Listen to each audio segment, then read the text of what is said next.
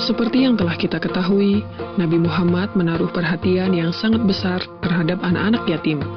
Pada suatu hari raya, Nabi Muhammad pergi keluar rumah untuk melaksanakan sholat Idul Fitri, sementara anak-anak sedang bermain dengan gembira di jalanan. Namun di kejauhan, tampak seorang anak kecil duduk berseberangan dengan mereka yang sedang bermain. Dengan pakaian sederhana dan tampak murung, ia menangis terseduh. Melihat hal itu, Nabi Muhammad segera menghampiri anak tersebut, lalu beliau berkata, "Nak, mengapa kau menangis dan tidak bermain bersama mereka?" Anak kecil itu tidak mengenali bahwa orang dewasa yang sedang berada di hadapannya adalah Nabi Muhammad yang merupakan utusan Allah. Ia pun menjawab, "Paman, ayahku telah meninggal. Ia mengikuti Nabi Muhammad dalam menghadapi musuh di sebuah pertempuran, tetapi ia gugur dalam medan perang tersebut." Nabi Muhammad mendengarkan dengan seksama rangkaian peristiwa dan nasib malang yang menimpa anak tersebut. Anak itu pun melanjutkan ceritanya. "Ibuku menikah lagi. Ia mengambil warisanku yang merupakan peninggalan ayah, sedangkan suaminya mengusirku. Kini aku tak memiliki apapun. Dan hari ini aku melihat teman sebayaku merayakan hari raya bersama ayah mereka. Perasaanku dikuasai oleh kehampaan tanpa ayah. Karena itulah aku menangis." Mendengar penjelasan dari anak malang itu, hati Nabi Muhammad runtuh.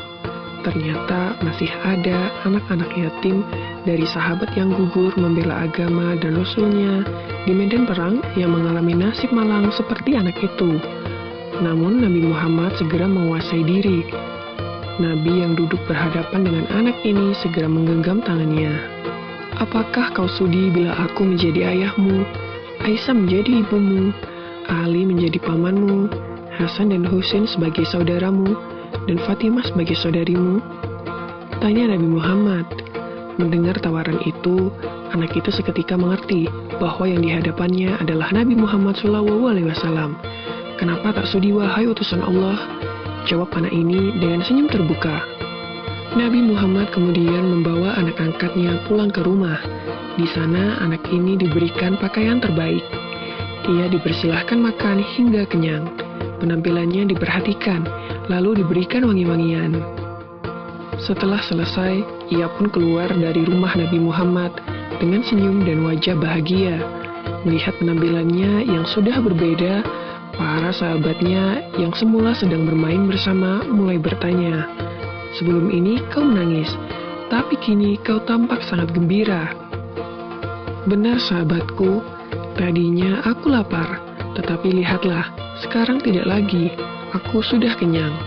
Dulunya, aku memang tidak berpakaian bagus, tetapi kini lihatlah, sekarang aku mengenakan pakaian bagus. Dulu memang aku ini yatim, tetapi sekarang aku memiliki keluarga yang sangat perhatian.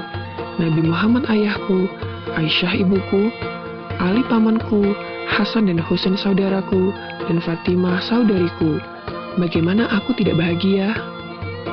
Mendengar cerita sahabatnya, mereka tampak menginginkan nasib serupa.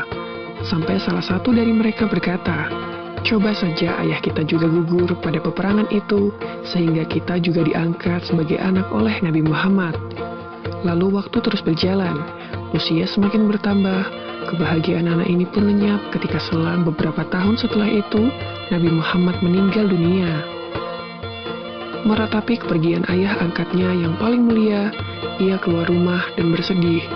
"Sungguh menyedihkan, kini aku kembali terasing. Aku bukan siapa-siapa lagi. Aku kini menjadi yatim yang kesepian," katanya sambil menangis sedih. Sayyidina Abu Bakar As-Siddiq yang menyaksikan anak ini segera memeluknya. Sayyidina Abu Bakar kemudian mengambil alih pengasuhannya. Wallahu alam. Semoga kisah ini dapat mempertebal iman kita dan semakin percaya terhadap kebesaran dan kuasa Allah Subhanahu wa Ta'ala. Amin ya Rabbal 'Alamin.